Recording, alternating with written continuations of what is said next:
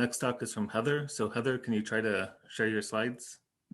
I can't share them now because you're sharing some WIN thing there. Now I can. Oh, you should be able to just share them and then it'll allow you it told to me I kick it off. didn't. It wouldn't let me. Okay, good. I tried. Sorry. Okay, but I think it's good now. Everybody can see it. Everybody can see me. Yeah. So etc. Our next talk is from Heather Russell, who will tell us about the experimental overview of electroweak interactions. So go ahead, Heather. Great. Yeah, so I'm going to talk sort of in a whirlwind overview of the different recent experimental results we have that deal with electroweak interactions at Atlas and CMS.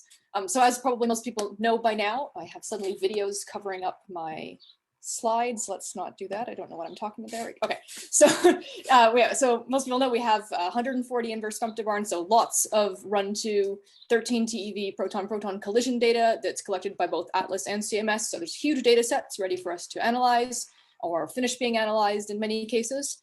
But in addition to that, we also do have a whole bunch of special runs, and I'll talk about, I think, one analysis using one of these, but there's others, and there's always opportunities for other analyses in, for instance, low pileup data, if you ever think of anything. Okay, so with the standard model, right, we have a ton of different things we can measure.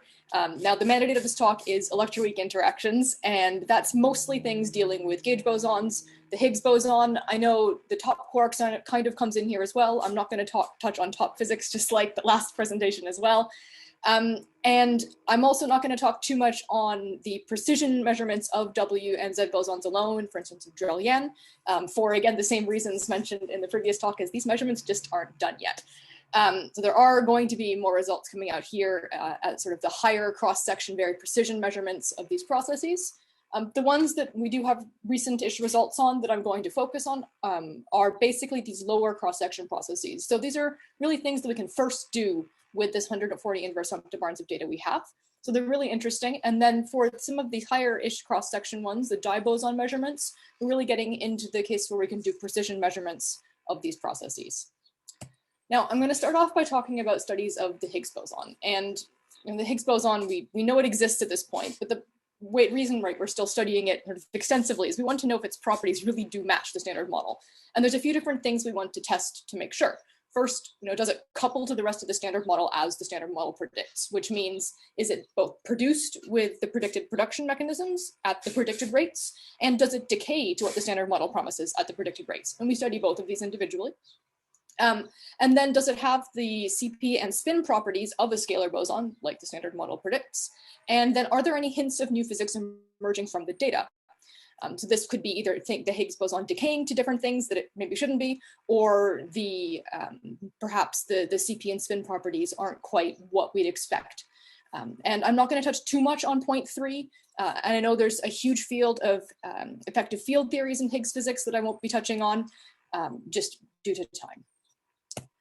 So I'll start off a bit here with the standard model predictions. Before telling you the results on them, I should probably say what the standard model predicts so you can judge whether or not we've sort of been observing the correct things or not.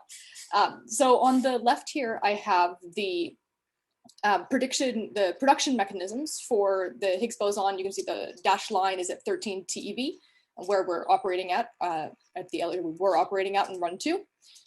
The ones with the blue underlines, we've well observed. These are common processes. And then in the pink boxes, we have things that these are without a 5 sigma observation at this point.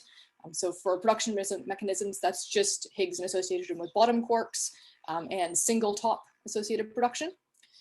For decay channels, it's a little more complicated. We have a whole bunch of things we've well observed at this point, but then we have much rarer channels like CC bar, glue, completely overwhelmed by QCD, basically, just by the jet background. We have Z gamma and mu. These are much easier to extract processes, and that they don't have such QCD backgrounds, but they are much rarer. And I'll be presenting a few of these results in my slides today. Now, before we go on to what the Higgs actually decays to, we want to see what the mass of the Higgs is, because this is, of course, a parameter of the standard model that isn't set by standard model predictions. So we have to actually measure it to know what we're dealing with and what the actual branching ratio should be. Now, we have run 1 Atlas and CMS results that are combined. We get a best fit value that we tend to use of 125.09 GeV with quite a low uncertainty at this point. But on top of that, there are run-2 data analyses coming in, full run-2 analyses coming in, and they're being added to these combinations sort of as they come.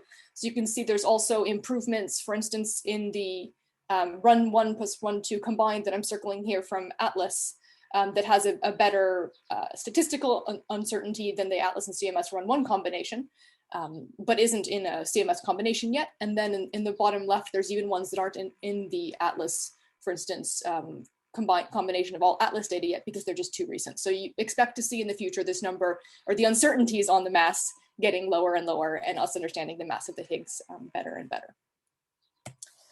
Now, in terms of the production of the Higgs boson, the way we generally study this is through a combination of all of our Higgs production mechanism branching ratio decays. We put all of the data together and we see what the best fit parameters, the best fit signal strengths for each of these mechanisms are. Those are the mu's. And we do that for the different standard production mechanisms, whether it's gluon-gluon fusion, associated production with a W boson or a Z boson, or associated production with 2 top quarks, or a single top quark. Now, you can see basically from here, all we're saying is that all I want you to understand from here is that we have a more than 5 sigma observation of all of the major production mechanisms, and they are all consistent with the standard model predictions. It's not obvious from this plot here, but we do also have from Atlas a single top Higgs associated production measurement. At this point, it's an upper limit. So all we can say is that at most, we know it's less than 8.4 times the standard model. We don't have enough data to actually measure this exact value yet. Now, in terms of TTH production, the Higgs boson in association with 2 top quarks is one of the most recent processes or production mechanisms we've observed, and that's because it was one of the rarest. Now, this was first observed through a combination of run-2 and run-1 results in different channels, so combining everything we could possibly have association with top quarks. But now it's really nice we've observed it both Atlas and CMS in the diphoton channel alone. So you don't need to deal with this massive combination. You just have your Higgs to diphoton, you have your 2 reconstructed top quarks, and you can have an observation of this process.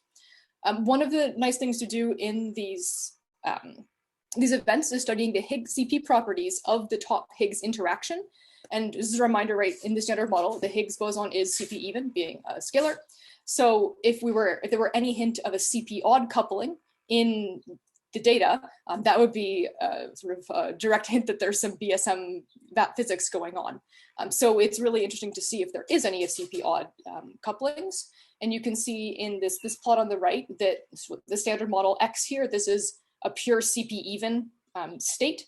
The best fit we measure from the data is very close to that. So we're very consistent with a CP even Higgs boson, and a pure CP odd coupling is rejected at over 3 sigma by both Atlas and CMS. Now, in terms of what the Higgs is decaying to, or the Higgs is coupling to, this is right with the Yukawa coupling, you expect this to be directly proportional to mass. So it's nice to be able to test if this is actually true. And here it's the nicest way of visualizing it is just to plot these, the actual couplings as a function of the particle mass that you're coupling to. In green here on the Atlas plot, I have the ones that are using the full run-2 data. There's something similar for the CMS data. And you can see there's still a few we have to update here. So these are actively being worked on. So expect these results within the next year or so.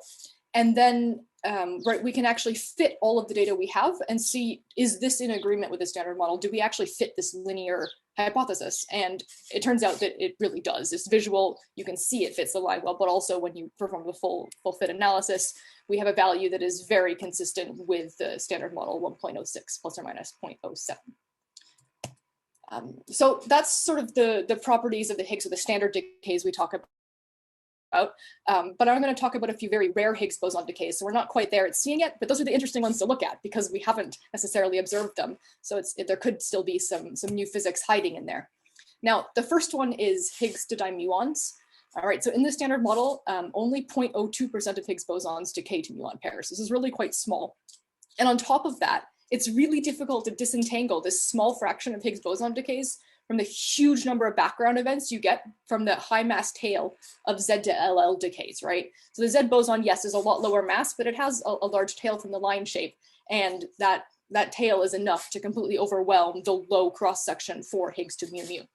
You can sort of see that in the plot on the left, where this is a weighted event, so it's not just the counted number of events, but at the Higgs rate, there's really no visible bump, and there would be if it were very abundantly present over the backgrounds.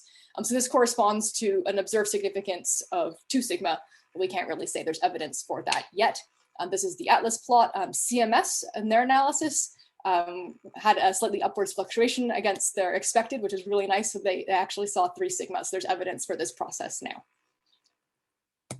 Another rare decay is Higgs to Z gamma. This is even rarer when you take into account that we only can really do this analysis right now with the Z boson that decays to electrons or muons. Otherwise, you just end up with completely overwhelmed by strong processes, by QCD. So the Higgs to Z gamma is an interesting decay to study because it generally happens in the standard model through loop processes. So for instance, you have fermion loops or W bosons, you have a triple gauge coupling here, or triple gauge coupling here, or a quartet coupling here.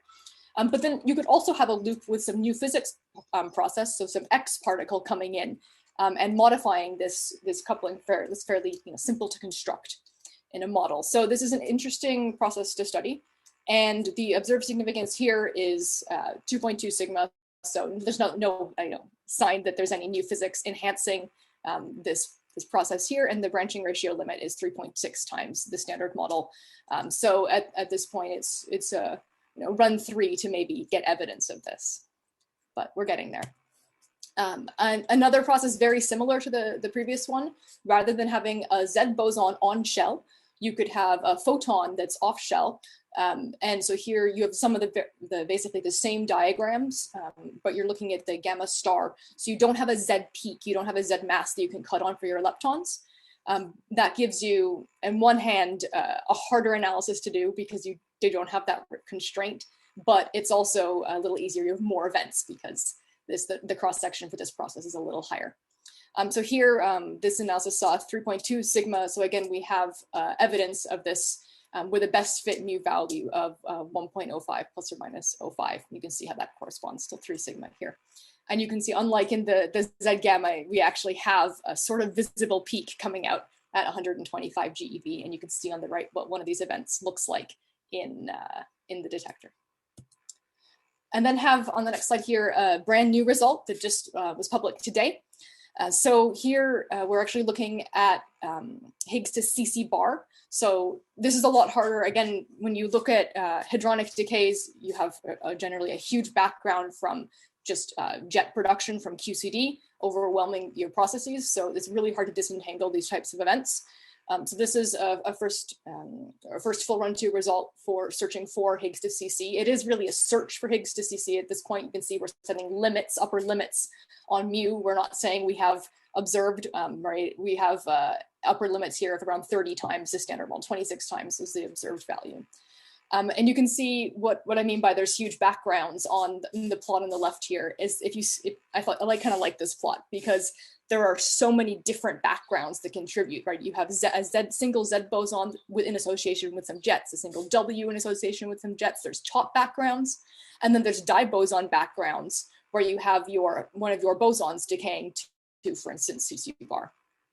In red here, you have where the Higgs would sit in the massive CC bar, so you can see what the resolution of the Higgs is in this channel. But this, and of course, to visualize it this tall, you got to multiply the standard model cross section by 300. So right, we're not quite there yet, but this is a nice new result. I thought I'd highlight it here, and you can see what one of these events, the observed events we had, looks like in the detector. This is in the dielectron channel, I think, too, or sorry, in a single electron channel. So an electron and a neutrino from, for instance, a W, and then 2 jets that could be from a Higgs.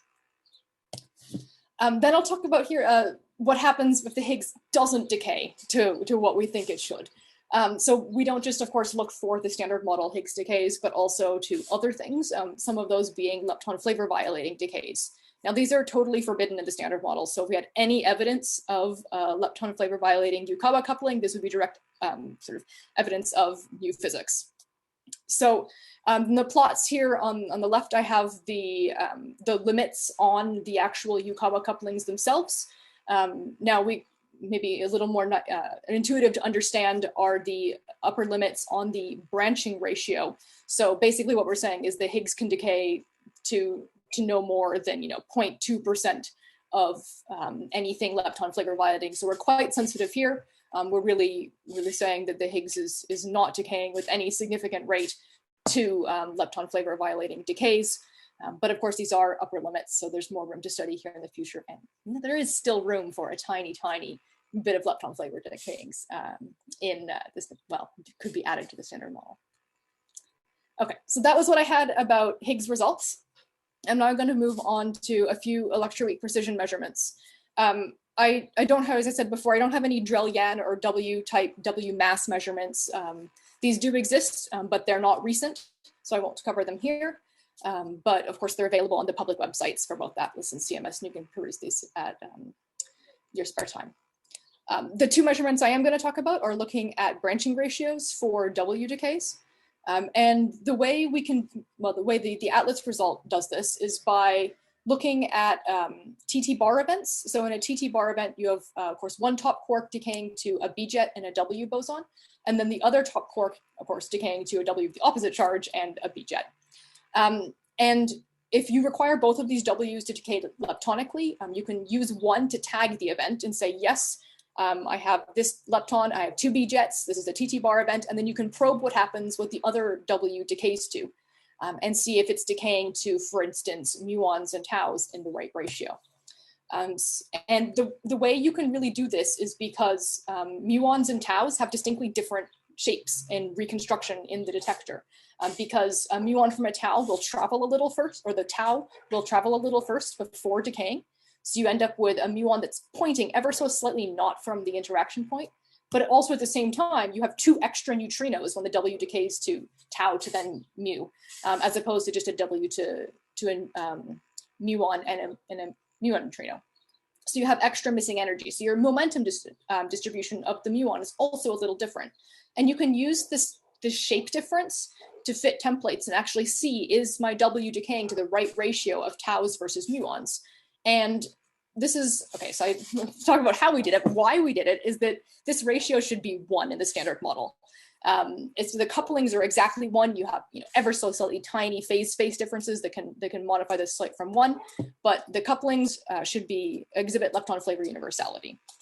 Additionally, there was a longstanding LEP result that showed a 2.7 sigma discrepancy from the standard model.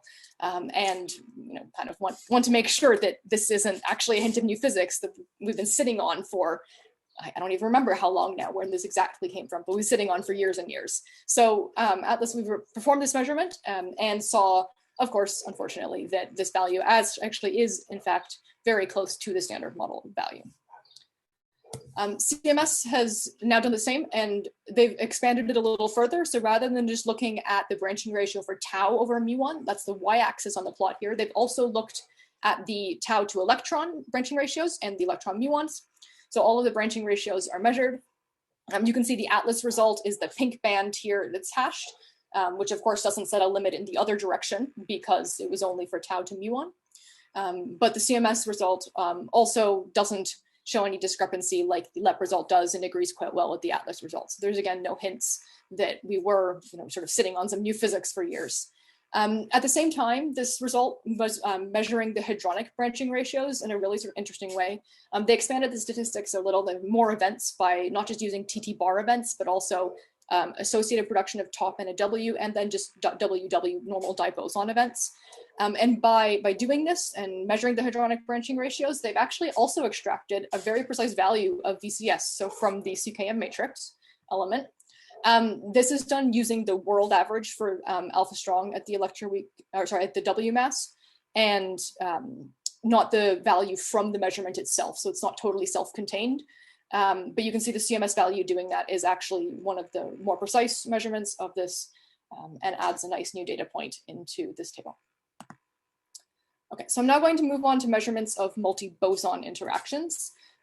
So in general, these are, it's sort of a word we like to use in Atlas and CMS, multi-boson interactions, but What we mean are things that basically have sensitivity to triple gauge couplings or quartic gauge couplings.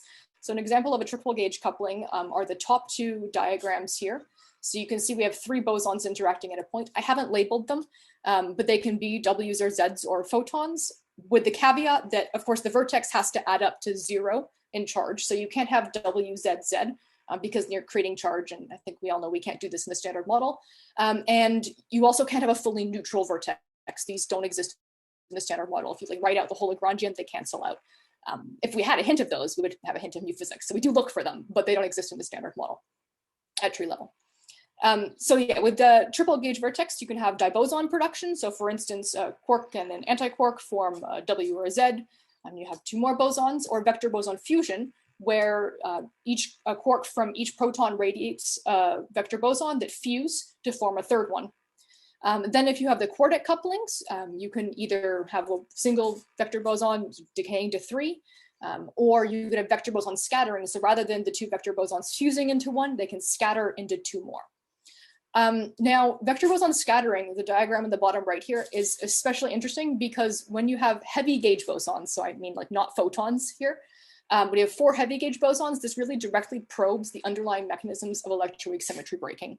And especially interesting would probe a little better are the longitudinally polarized VV, so two longitudinally polarized vector bosons, and that's directly sensitive to the Higgs mass and couplings. So we actually get a lot of information about Higgs physics as well from studying vector boson scattering in longitudinally polarized final states. So you'll see a bit later that we're not quite at the point where we can do this yet, but we will be eventually, and it's interesting to start trying now. Okay, I'm going to start off with 2 diboson cross-section measurements. So diboson cross-sections are, we're at the state, right, we're doing precision measurements here. They're excellent probes of higher order corrections. That's one of the nice reasons to do them, both in perturbative QCD, if we're studying, for instance, anything with precision momentum, and in the right phase space, electroweak corrections as well. Though you have to get it yourself into a phase space where you know you're going to be sensitive to those electroweak corrections more than you are, for instance, to perturbative QCD corrections. Now, CMS has recently measured the diboson cross-sections in their 5 TeV data set. And this is data that was collected mainly as a reference run for heavy ion collisions. But it's a really interesting measurement to do because it closes the gap between our, for instance, 7 TeV LHC data down to the 2 TeV Tevatron data. So it was sort of a novel use of this data set that was kind of fun to see come out. Then on the right, I have a recent result from Atlas with WW production, but it's not just WW, it's WW with exactly 1 jet. And this analysis has differential cross sections that are measured in a phase space with 1 jet at nominally low PT, so like 30 GeV, but they also do the measurement with that jet at high PT. And this gives sensitivity to these higher order effects, especially when you study variables that are sensitive, or variables that are specially constructed to be sensitive in this way. For instance, the PT of the subleading lepton over the leading jet. And you see this should be sensitive to electroweak corrections, but we actually see quite good agreement with the data, and this does tell us something. Now, before going on to the next sort of few slides, I'm going to give a little interlude on effective field theories. So when we do use an effective theory, we're trying to represent unknown high-scale new particles in a series of terms that characterize all possible additions to the standard model. So I've done it here for dimension 6 terms and dimension 8 terms. Of course, there's a ... that should go on that I really should put on this slide. And what we're trying to characterize here is, some particle that might be an X in a loop here, but it's so high energy that we're not sensitive to it all. Really, all we'd see is some slight modification of our triple gauge coupling.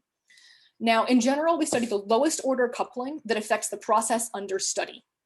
And this is an important point to make because by studying the lowest order coupling, we can only neglect the higher order terms if we know and we can prove they're negligible in comparison.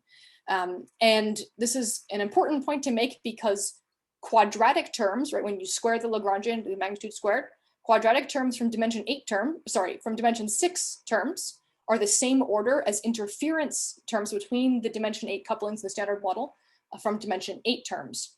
So if we know we have sensitivity to the quadratic terms, we probably have sensitivity to higher order terms we're ignoring. So it's really important to quantify this any contribution from quadratic terms to know if we're really, saying how much we can say about our limits and whether or not there's some susceptibility to higher order terms we're not taking into account. So on that note, there's an Atlas result and a recent CMS result that both try to do our best to minimize the effect from these quadratic terms. So we can say that, yes, these are valid EFT limits. We're not ignoring higher order terms that we shouldn't be. So the WW analysis did this by requiring that high PT jet. This was based on a theory paper that said, this should work. They've done it. It kind of works, but it's really not nearly enough. You can see that the linear plus quadratic and linear only limits are closer. They're more similar than in the normal nominal phase space, but still the quadratic term dominates. You get a much better limit when you add in the quadratic term. CMS used a method called interference resurrection in W gamma events, measured by measuring azimuthal angular distributions that are specifically sensitive to the interference terms as opposed to those quadratic terms. And again, it kind of maybe worked a little at low photon BT, but in general, the limits in red, including the quadratic term, are significantly better than the limits in black. So unfortunately, again, hasn't quite worked yet. Then, in addition to, for measuring our precision differential cross sections and precision, and EFT interpretations, we also have measurements on polarization in diboson events. This is interesting. It's sort of bringing us towards measuring that longitudinal polarization in vector boson scattering. So CMS has now observed longitudinally polarized W bosons in diboson events. This is a new result. We hadn't observed this before. So this is really, really nice to see, and it's taking us a step closer to being able to measure longitudinal vector boson scattering. Sorry, Heather, you have about 4 minutes left. Okay, thank you. So the inclusive for lepton measurement, this is like a ZZ diboson result here, but it's measuring all of the different different contributions to 4 leptons, so not just 2 on-shell Z bosons, but sort of been expanded into everything else that can decay to 4 leptons. Which really expands the differential phase space everything's folded into. As a result, they've actually been able to measure the Z to 4L branching fraction at the most precise value possible. And there's also an EFT interpretation. I'm showing here the full model is linear and quadratic, so there's limits on 22 coefficients. I don't expect you to parse this right now, a huge number of them. But if you compare to the linear only limits, you'll see that there are, in many of the operators, quite a large difference.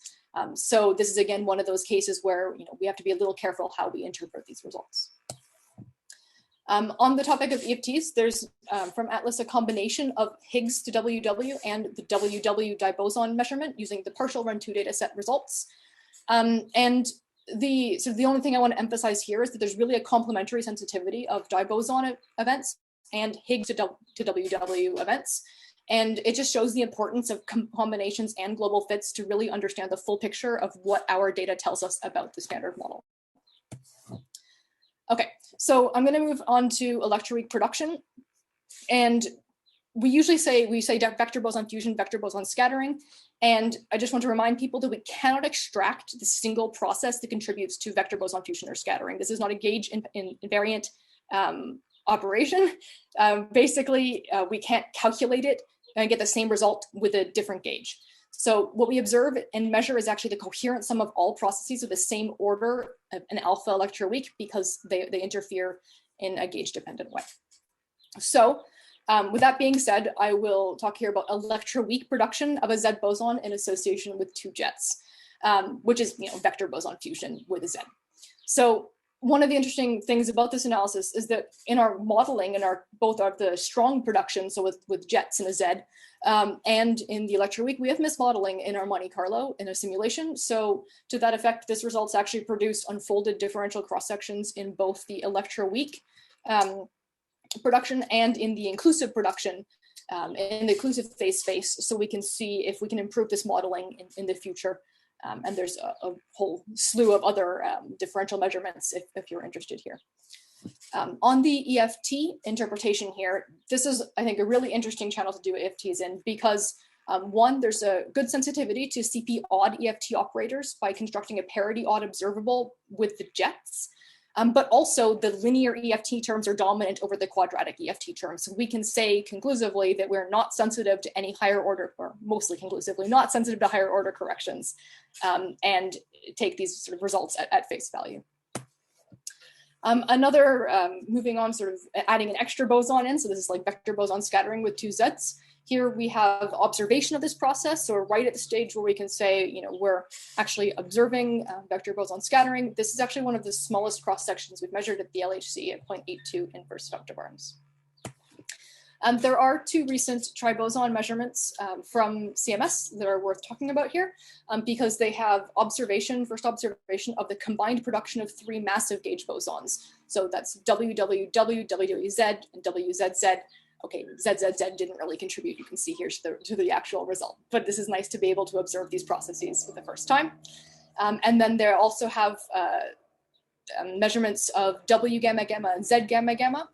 This is also another quartic gauge coupling sensitive results. And these measurements, while not reaching quite observation with the observed significance, do have strong constraints on anomalous quartic gauge coupling parameters, so EFTs. Then CMS has two recent observations of the production of both W gamma vector boson scattering and Z gamma vector boson scattering. And these are, again, sort of very recent observations. We're just able to do this with the data we have. And they're setting very stringent limits on the anomalous quartic gauge couplings in some of the parameters you see I've listed here. I then have, sorry, I only have 4 slides left. Another 2 results from CMS that are quite recent this year. So we have, in the past year, so this is same sign WW vector boson scattering, so where your W's have the same charge, and WZ vector boson scattering. And these are slightly easier to measure than the other vector boson scattering processes I measured before. So here we're looking at differential cross sections, which is really necessary the first differential unfolded cross sections in these processes.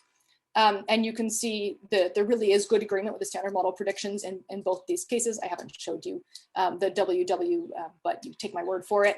And then in the WW, there's an observed upper limit on WW longitudinal polarization. And so this is our goal eventually for these vector boson scattering, is being able to measure the longitudinal polarization. One last analysis to talk about, and that is photon-induced WW production. So this is taking your quartic vertex with 2 Ws and 2 photons and rotating it a bit. So instead of 2 quarks radiating bosons, you have 2 protons radiating photons that collide. The protons stay intact, and you can see that here, where you have this interaction where you got this muon and the electron, muon in red, electron in yellow, and no tracks around that vertex because there's no proton fragmentation. And you can actually take advantage of this in doing your analysis and say, there's no other reconstructed tracks allowed aside from my muon and electron. And in that way, this analysis achieved observation of photon-induced WW production at 8.4 sigma. Then in terms of where do we go from here, I just want to say a few words about run 3. We'll start data taking in spring 2022. But I want to emphasize that we're not going to double the available data set until the end of run 3. And it takes some time to get there. So don't expect in the first year of run 3 suddenly new observations or our ability to do massive differential cross-section measurements with vector boson scattering data. But we are going to get there, and you should be a little patient. So just in summary, right, our precision measurements are helping us to verify and understand the standard model. And I think I'll skip the rest of the slide because I'm over time and say that we'll get there with the HLLHC if we can't with run 3. Thanks.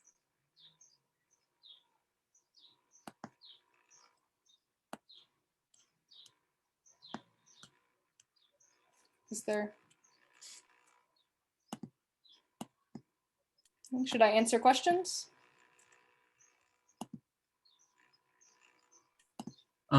Yeah, I can read out some questions. Oh, I see a message. Yeah, from a host has gotten kicked out. Yeah, that's why there's silence. I'll read them out. There's a question from someone named Juhi who asks, I think you said we prefer to measure observables in bins, not at specific values of form momentum. Can you please explain this? I'm sorry, I'm not sure I understand the question. Is it referring to a certain I don't slide? know. That's all it says. It says it was we prefer 603, to measure. so it was not very long ago. Yeah. Maybe. Well, maybe just talk on the topic about observables in bins versus specific form momenta. I don't know what that exactly means. I mean, we can only measure or unfold our results as much as we have data. So these bins get smaller and smaller and smaller, and you can interpolate, of course, then to fairly specific form momenta eventually. But with the data we have and the processes I'm talking about, this is about the best we can do. We can do 4 bins. This is exciting. I know in some of the QCD measurements, there's now, I really not my area of expertise here, but some of the jet fields, there's some software that should be unfolding 4 vectors. So there is some push to try this, but that's in areas where there's a lot more events to study, not in electroweak rare processes. But maybe at FCC we could do something like that. That would be pretty cool.